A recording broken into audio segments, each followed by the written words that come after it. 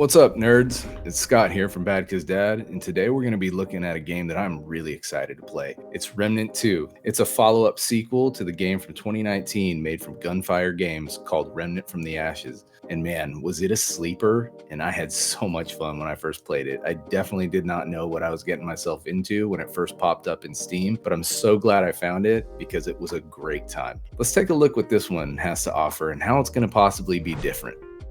Unless you've been living under a rock, looter shooters have gained a lot of traction in the last decade. From Borderlands to Destiny to The Division, Warframe, and other games like Outriders. I played Outriders. It was fun. I know I got some flack, but hey, it was cool.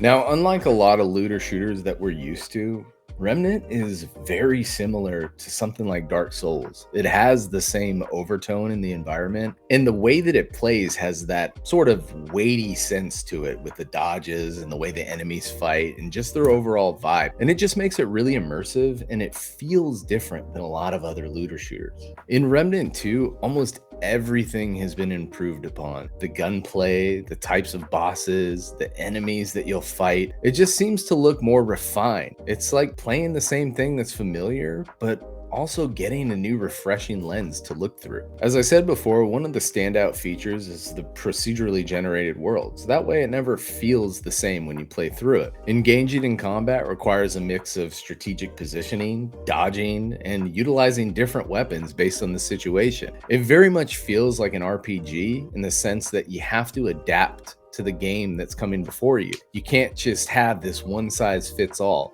and you really have to work with your friends if you're playing with one. Now, the cool thing is that you can play single player, but I would recommend playing it with somebody because it just makes it so much more fun.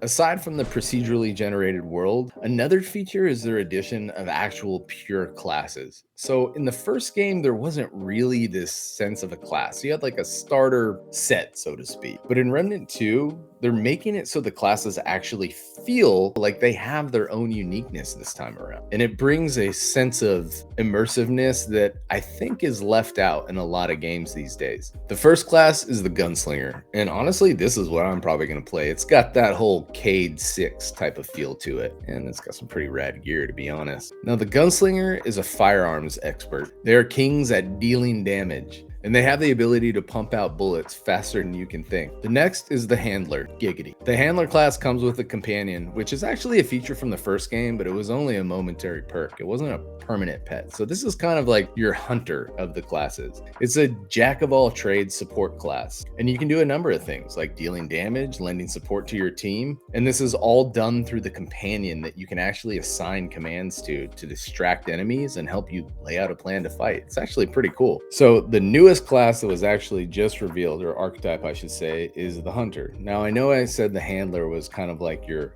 hunter class, and colloquially speaking, I always seem to compare things to WoW. It's just how I'm wired. That's what I get for playing WoW for so long. But this is your typical precision sharpshooter that creates weak spots, has perks to their long range damage, and can mark enemies for their team that overall are just very useful for dealing damage when you're grouped up with them. Either way, it's that typical long range stealth shooter that is focused on precision. So if you're into sniping and if you like doing that kind of damage from afar, this might be the class for you. The Medic. Now, there were healing perks in the first game that all the archetypes had access to, because as I said, there wasn't really the class distinction as there was in the first game as there is in this game. But the Medic looks awesome. It takes the healing skills from the first game and just expands on them. So if you're into keeping your team alive with barriers, healing wells, and here I go comparing it to WoW again, dealing damage to heal your team like a disc priest, then the Medic's something for you. Honestly, this class sounds perfect for a solo player, and I am really tempted to play it after looking at it more and more. At first I was like, I'm a gunslinger, but I'm pumped for that class, and for me it might be a sleeper on its own to check out. And the last class is the Challenger. Now the Challenger is your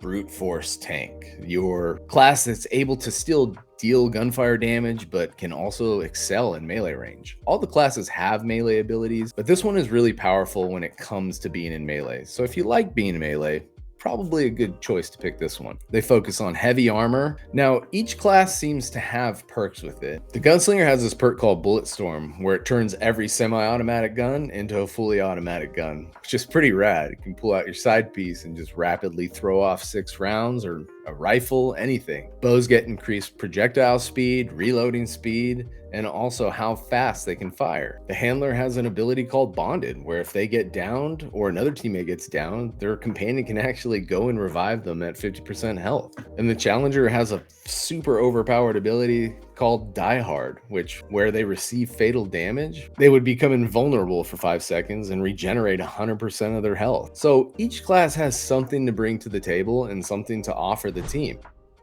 I just want to throw it out that the first game was not widely known. It was something that flew under my radar for a little bit, and I am so glad that I picked it up because it was an incredibly fun experience. I played this game with my brother-in-law as we were always in search of a game that would give us time to just hang out, talk, and play a fun game. And for us dads who don't have that much time, and MMOs aren't just always readily available or conducive to our lifestyle, a pick up, put down looter shooter that is just similar to a couch co-op is just really enticing. It brings me in and it makes me feel like I can just have a good time without wasting too much time. If you haven't played the first one, I would highly recommend going back and trying it, especially if you got a friend to join you. Remnant 2 is just around the corner, releasing July 25th, and I couldn't be more excited. The only issue is where am I going to find the time to play?